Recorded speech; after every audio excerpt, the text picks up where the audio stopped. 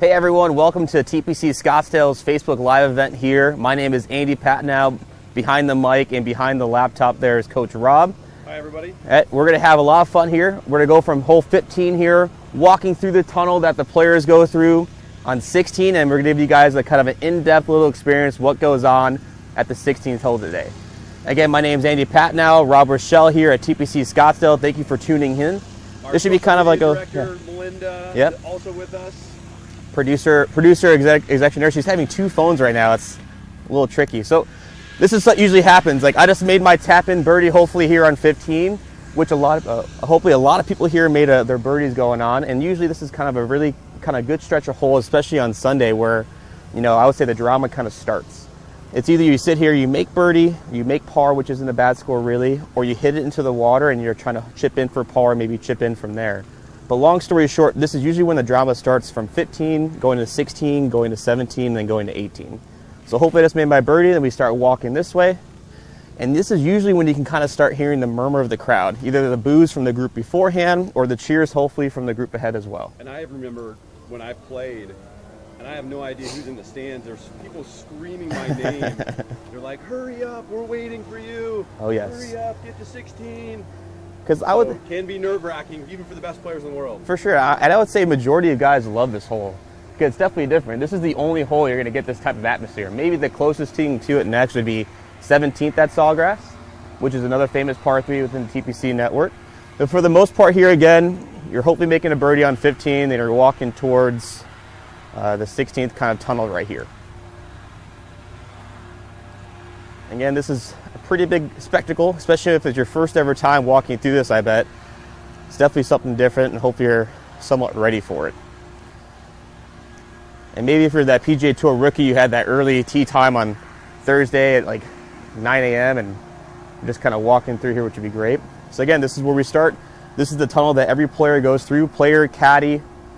Every single person goes through this tunnel throughout the tournament. This thing is heavy trafficked with a lot of great players coming in here in a couple weeks. So let's walk through it. This is usually when you kind of start feeling a little bit of dread, maybe a little bit of anxiousness, and hopefully a lot of excitement, because this is a really, really fun hole. This is where you hear the crowd. Yeah, kind of like that white noise type sensation, right? The people usually in the stands, too, have done their homework on you. They know what sports you played in high school, if you had a hobby. Yeah, the group of ASU kids that sit on the left, they always have those stats, right, where the bios of the parent or bios of the players. I think there's a Minnesota crew that comes here as well that sits in there. They've got they hand out a sheet on every player that comes through the field. So this is where you wave to your haters and fans. You can get 2 for 1 at the same time. Usually not a whole lot of waving going on. Usually some boos or some cheers. If you're Ricky Fowler, a lot of girls are kind of going crazy for you.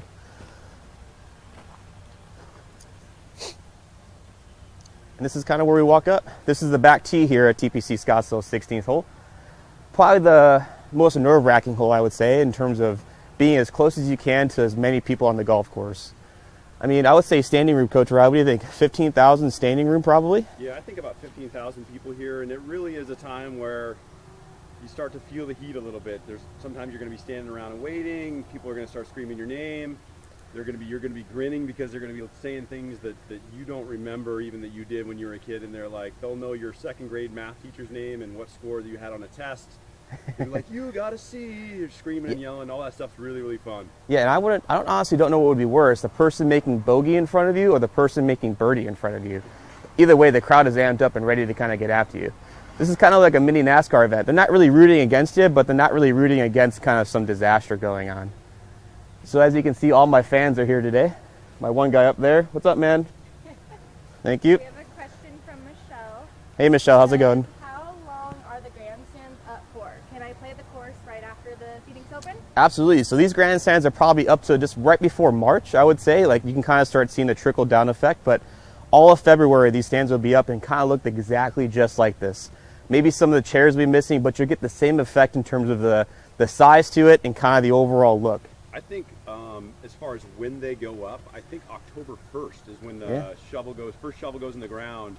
They put up a camera this year that was a time lapse to see the build. So think of October through probably almost the end of April. So a long time. Math, maybe 7 or 8 months where this thing will be up, and this is the kind of the first thing that goes up and the last thing that comes down here at TPC. So yeah, this is definitely something. If you guys have never experienced this whole playing, it's definitely a bucket list thing. Come out here, play around the golf. You know, make it do it either one time or numerous times. You can't get another whole experience like this in the entire world. So definitely do it at least one time. Any more questions? Yeah, keep walking up. Thanks, Michelle, for asking that.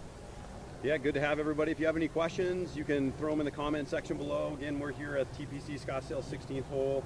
This is the back tee. What the PGA Tour staff does, and we're going to get into this in a little bit, is they're going to move the tees and the pin locations around to give as much variance to the players as possible. The last thing these guys want, these guys being the PGA Tour officials, is setting the same shot with the same distance 4 days in a row. For sure. So last year I played as much as 180, and then as little as, and we're going to see in a second, as little as 125 or 126. Oh yeah. So that combination creates variance and creates different clubs, different situations. The wind can come up. Yeah. All these things make this hole much more difficult than maybe it would normally. Yeah, the mixture of kind of challenging this hole, because it's really not a long par 3 for these guys. Some of these guys are either hitting pitching wedge, sand wedges. I don't see too many guys hitting anything longer than a 7-iron here, really. So for the most part here, for being a pretty short par 3, you're going to see when Coach Rob pulls up some stats, is that they don't make a whole lot of birdies on this hole. Yeah. You know, whether that be because of how hard the kind of complex is when we get around there, or just the overall kind of nervousness that they kind of get with the fans. So we'll move on up here. So you can see here, this is kind of the main tee box. Well, Coach, they'll be here, Thursday and Friday, usually. First couple rounds. First couple rounds. Right, they'll be kind of teeing up from here. So again, anywhere between 180 and kind of like 150 something from these tees usually. And then we'll jump up to the 4 tee box, which in my opinion is my favorite, because this is where some, excitement starts happening. Either guys are, holing out pretty easy or making some costly kind of bogeys, but this is a little bit more 4 tee box. You'll see this on Saturday, you'll see this on Sunday. And this is kind of where, I would say the drama again starts continually going. That Saturday pin they have, and that's actually pretty close there. You can see it in the distance. The hole is about 125, but it usually goes right up over that front left bunker. You can see just over Andy's right shoulder there. Makes it very difficult. You got a wedge in your hand, but if you miss slightly, you can get in big trouble. And we'll see in the spread in a second when we bring up the dispersion of the kind of the shots on that third day, the difference. Oh yeah. I have another question too. Yep. From beautiful golf courses on Instagram, do they plan on a tough Sunday pin, or do they like to make it more scoreable and exciting for fans looking for aces? I mean, the Sunday pin, it kind of changes every year, doesn't it? It does. I don't think there's a standard Sunday pin out here. It moves around quite a bit. And I would say almost every hole location on this green is not necessarily that easy. No. Like the one last year where the robot made that hole in one, this front left, I would say that's probably the more accessible one. But basically, this shot here, I wouldn't even tell most of my players to be going pin hunting. They'd be kind of aiming kind of relatively as the fattest parts in the middle of the green, and just kind of be happy they walk away at the par in this hole, because a lot of guys walk away with bogeys on this hole, and you guys will see why. So we'll walk up. Yep. So again, we're here at the TPC Scottsdale 16th hole.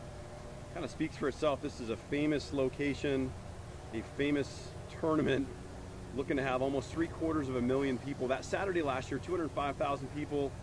The crazy thing, I think there's only the NASCAR, like the Indianapolis the 500. It's like it's one of the 500s, yeah. Those two races are the only events in the world that get more spectators in one day. So we're gonna break that this year. Really, sort of a fun, exciting thing to see.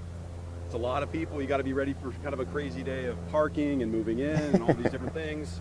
Just enjoy the spectacle, right? Yeah, you just kind of enjoy the hole. You'll make a day out of it. Yeah, I think I heard somewhere that it goes the Olympics and then the Phoenix Open for like a weekly, like kind of like long tournament that gets the most amount of spectators. So think about that. The Olympics and then TPC Scottsdale's famous Phoenix Open. So again, here's Rob Michelle behind there. My name's Andy Patton. Now, if you guys have any questions, keep kind of filling them in there. And we're here at TPC Scottsdale, famous hole 16. Thank you for tuning in for right now.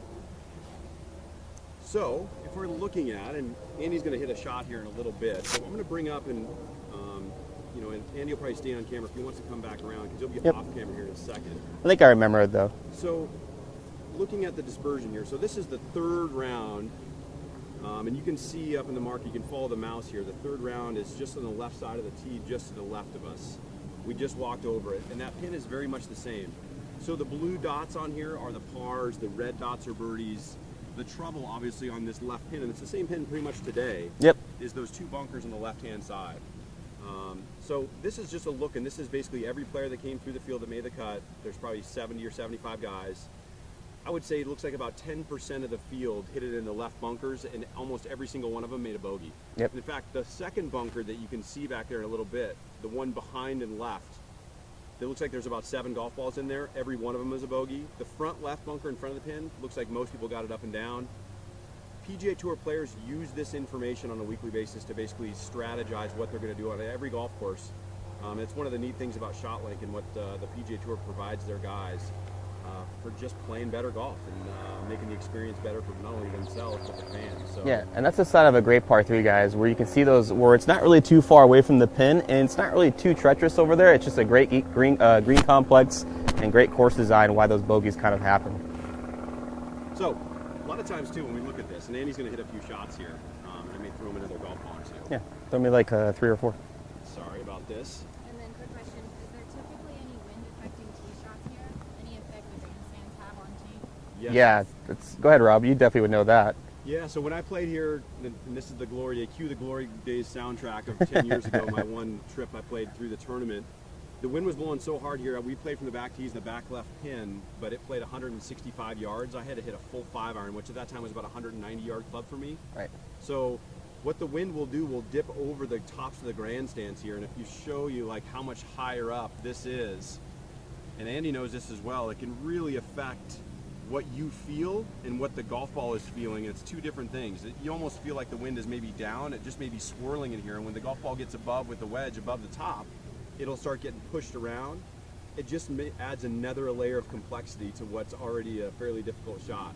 Yeah, the grandstands definitely add a variable too because there's no flags that hang around here too, so you really can't get a look at, well, where the wind is coming. And if you ever played golf in Arizona, the wind likes to change throughout the entire day. It may start coming out of the east or the west, and it will start there and just kind of swirl around the entire day. And that's, again, probably what makes this hole a little bit challenging.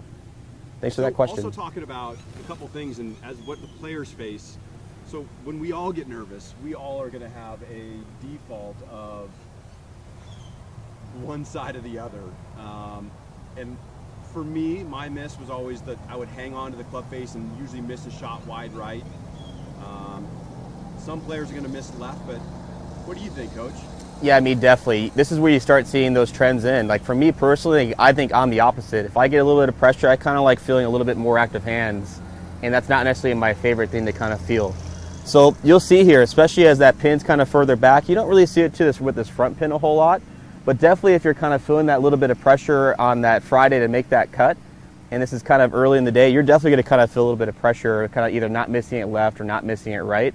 And that's a beautiful thing here. You really can't miss on either side. So you're kind of in trouble no matter what you do, and you just kind of pray you hit a good shot. Right. So the next layer of this is after you're looking at the golf shot and where your nervous misses are is the chaos, right? So look, everybody gets going here, maybe a couple beverages consumed, crowd Just gets a a little feistier, and what ends up happening, the stuff that scares everybody and every player is that somebody will scream in the back of your backswing and make you flinch at it.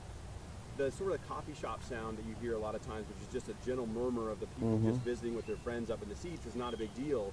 It's the outliers, the couple people that are always going to be like, you know, miss it or whatever they can think of, this sort of scream and yell. That's the thing that would startle you as a player. Yeah, I honestly don't think they should ever have everyone go like quiet. I think they should just let the noise up, because if it's like a rock concert in here, you can't hear that one guy trying to get at you, and it's a lot harder for him to do. But if it's quiet like this, that one guy that maybe had a little bit too many Coors Lights, he's definitely getting on your case, and you can hear him. So, right. And trying to quiet people down around here just doesn't work. And no. I would agree with Andy in the idea that most of these people, I think the players that actually get the crowd more excited and screaming while they hit have an actually better atmosphere to hit a shot in. oh yeah. So, yeah, it's hard to say. You may jump down a club because you probably get yourself amped up, I think, a little bit, like, which is kind of the exciting. Okay, what's the number here? I think it was like 120 something, right? Yeah, 126 or 127 today. I'm going to move this camera a little bit down.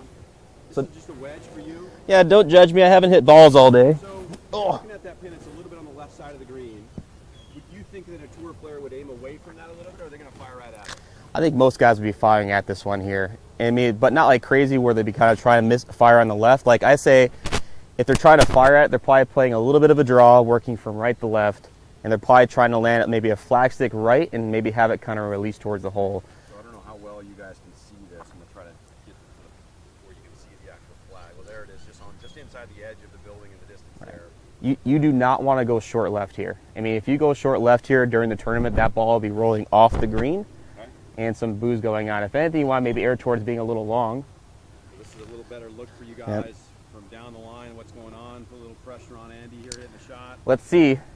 So this is a 128-yard shot. This seems like just such a simple yardage. And if you're at home practicing for these guys, they would, they'd hit it inside of 10 feet most of the time. Different case out here. Right. Pitching wedge for you? Yep. Hey, nice. That one's out to the middle of the green, maybe a tiny bit long. That Pretty would be successful. That's pretty safe shot. In a little bit. Tip of the cap. No one's clapping for me though, right? No one's clapping I yet. don't know if you would get a boo or a clap there. You probably get a little bit of both, but Maybe I've seen shots out here. I would cheer. like your parents and your girlfriend would probably cheer, right? I mean, that's There's a about handful of it. People out here that would not like And that your one, friends. would definitely give you a boo. Right. Let's show them a bad shot. Yeah, That's it. So I'll try and land this one short left, and let's see what happens. So this is one that if you're taking on this left front flag stick, Trying to be really aggressive. that it may end up in that front left bunker. And we're going to take a look at this one because we're going to walk you guys up there in a second. This spot where Andy just hit it, that's not bad. That's a pretty darn tough pitch from where he's at right now. Yeah, you'll see why. I'll do another one here. So again, if you have any questions, we're watching Andy hit a shot here on 16th at the TPC Scottsdale. We're about T-minus 2 weeks and counting. Well, that one looks really good. If you have any questions, please let us know. Nice. Good job. That was a good shot, flew right over the flag, about 25 feet. If you have any questions, please leave them in the comment section below. We appreciate you tuning in. Look, we love this. Yeah, this is I've fun. seen it every year for a bunch of years, and it just never gets old. It's just one of the things that's super unique to golf. I mean, the people that sit in this one golf hole would be average attendance, I think, for half the events on a Thursday or Friday for half the year. If it's true. 15,000 people show up for a day, that'd be a lot. Yeah, and it's pretty successful. I mean, kudos to the Thunderbirds. You guys do a great job with this hole, man. I mean, it's great that this goes on here in Scottsdale. Hit one more, and we'll Yep. walk them up the green and see what it looks like to look at it from there. Let's see if I can get one a little closer.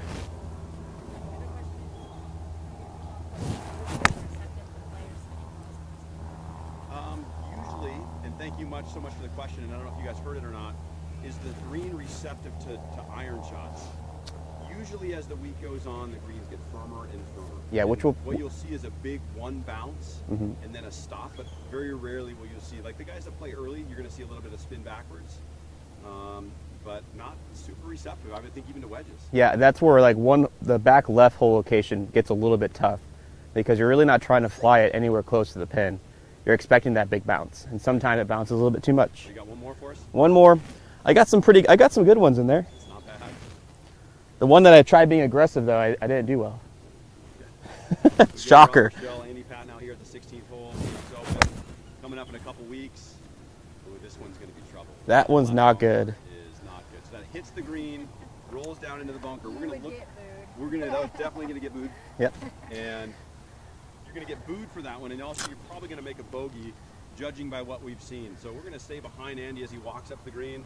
But it's funny though, the two that I kind of tried being really aggressive on my line in terms of where I'm trying to aim and really get the ball to start, they didn't end up too great there. So make that be a rule for all you golfers out there that are really close. Just because you're close to it doesn't necessarily mean you have to be aiming right at the pin. As we have a Navy jet flying over. Coast Guard, maybe Coast Guard or something like that. Sorry about that noise. Hang in for a second. The timing. Yeah, perfect timing, right? So we usually see the golf ball playing from 126 yards all the way out to almost 180 yards. So back tee, back pin, you're going to have 180 and maybe 6 or 5 iron in the morning to a sand wedge or a 50 degree or something like that. Yep. With that Saturday pin at 125 yards. Yeah, and this is kind of probably, a nice little walk. Hopefully you're not getting heckled this entire time, which would be great. And this is where you can either, sometimes just wave to some people. This is the kind of the fun part. If I was coming to the tournament, I hang out on the far left side over here. This is kind of I would say the raucous crowd. This is usually when the gates open at 6 o'clock or 6:30, when they start letting people in, there will be people sprinting to this position to get a seat for the day. And once you have it, most people do not let it go. Just hang out. Wait to get on can be, and there's some new seats over here, some new grandstand seats. But again, these are first come, first serve. And if you want to wait for it during the day, you can. It just takes a little bit longer to get in. It's about like, what, an hour wait probably on the weekends? Maybe more like Maybe even more. I think. It could be longer, but at least an hour. So pregame early, folks. Yes. If you want to come out here early, if you want to seat out here, you're going to have to come early and plan on staying for the day. Andy, introduce yourself. Oh, sorry. Again, my name's Andy Patnott here at TPC Scottsdale. I was just hitting those par 3 shots. Again, Rob Rochelle's behind the laptop, and then our producer / coordinator over there, Melinda. So I'm just a teaching pro here along with Rob. We both teach here on a weekly basis, and as Melinda takes out the Waste Management logo, I'll write that down.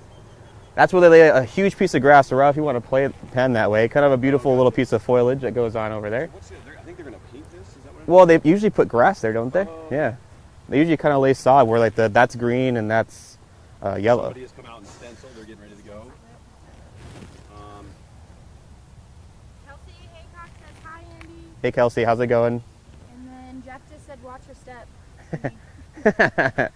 I know, Jeff. We should have yelled out at her for that. So what's really hard for you guys to see on TV and for us to see on TV as well is the basically the height of this green compared to right around it. Yeah. So we're going to follow Andy as he walks up on top here, but you're going to see what happens when he starts climbing up this hill, which is a little bit here. I'm going to follow up with the camera, but you're going to see the elevation change, and the players can't see the bottom of the flagstick at all. No, this is definitely not a spot you want to be in for any of these pin locations. So this is the lowest part of it. As you can see, we have a greenside bunker here on the right with kind of a substantial lip.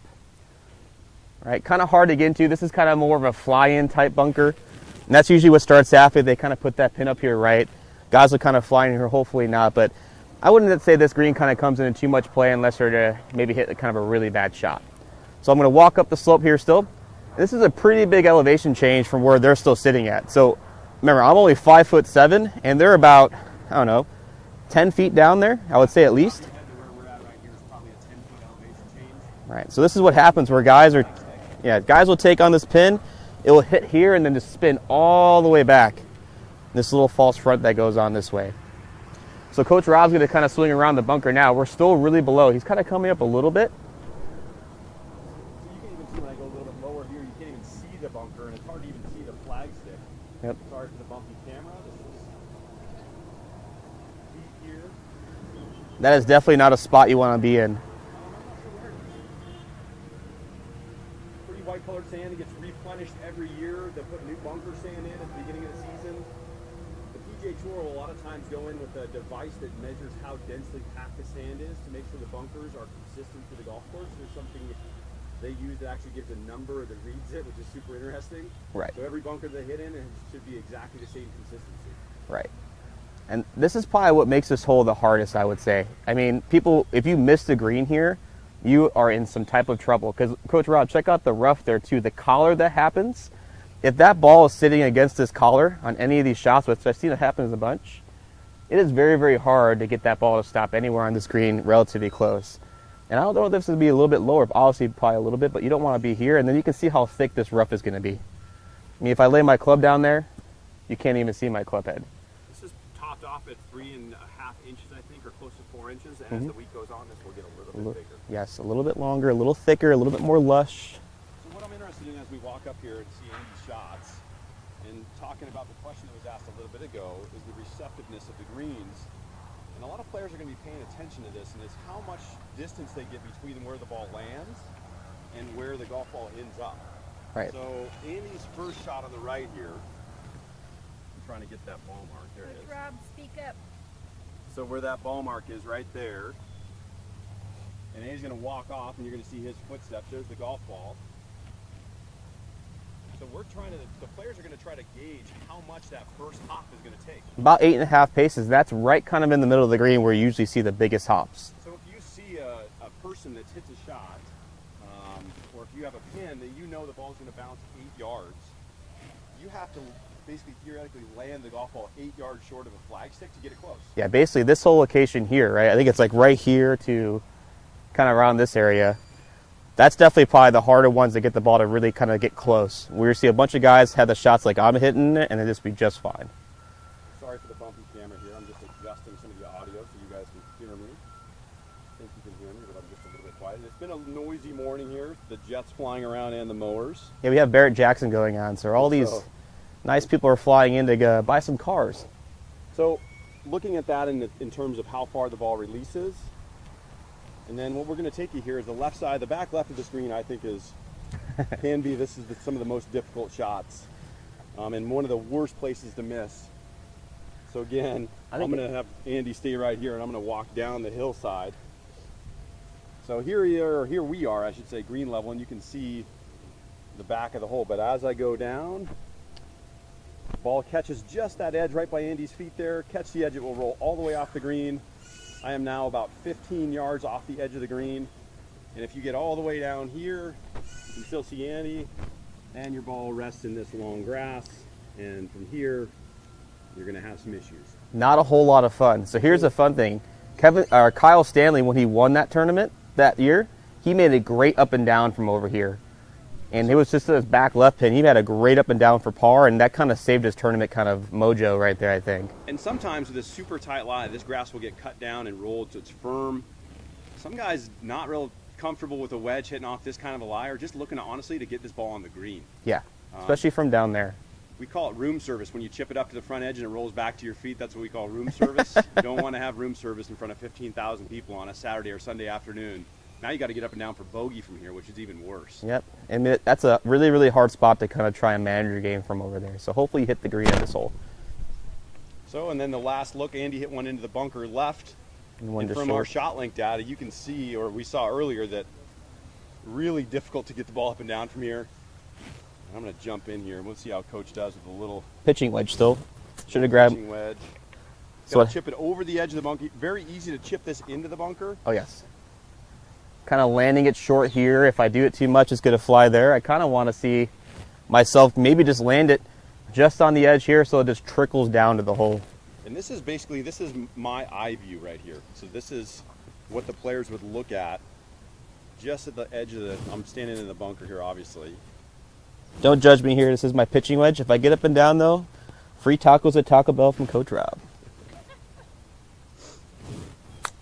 Too hard. That's definitely going to get some booze.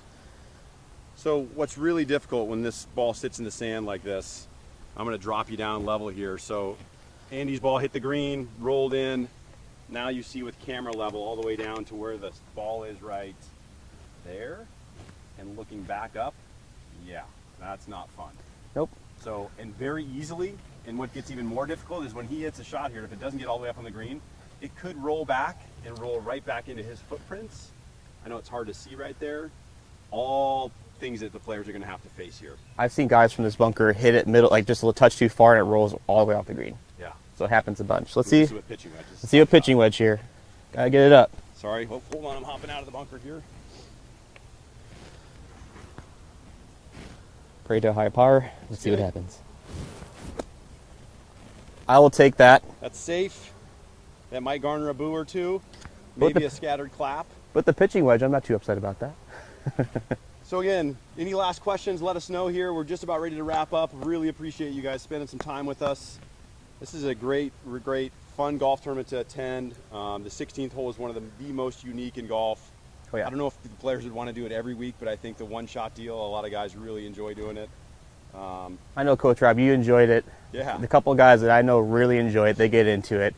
And I think it just kind of helps them out because they can have some fun out here, right? So sometimes it doesn't look like those guys are having too much fun. Yeah. But definitely this tournament here, if you hit a good shot, you guys see guys celebrate like they're football players, right? Yeah. Having fun, dancing around, and just having a good time. That's what this tournament's all about. I think just having a fun time, enjoying the game of golf, right? Linda, do we have any more questions? We're good. Hi guys, again, my name's Andy Patton out here at TPC Scottsdale. Rob with Shell there right behind. Pan back over there, Rob. See me? Oh, hold on. Not good with my selfie game's very poor. See Melinda in the background. We'll get Andy in here before we sign off. But again, thank you so much for tuning in. Any questions on this, even after the fact, after we shut it down, we're happy to answer any thoughts that you may have. We are here at the TPC Scottsdale all winter long. We'd love to see you, help you work on your game. Thanks so much for tuning in, and we'll talk to you next time. Yep, and you'll see us walking around the tournament. Come say hi to Coach Rob, myself. You'll probably even see her walking around. So come say hi, guys. We'll look forward to seeing you.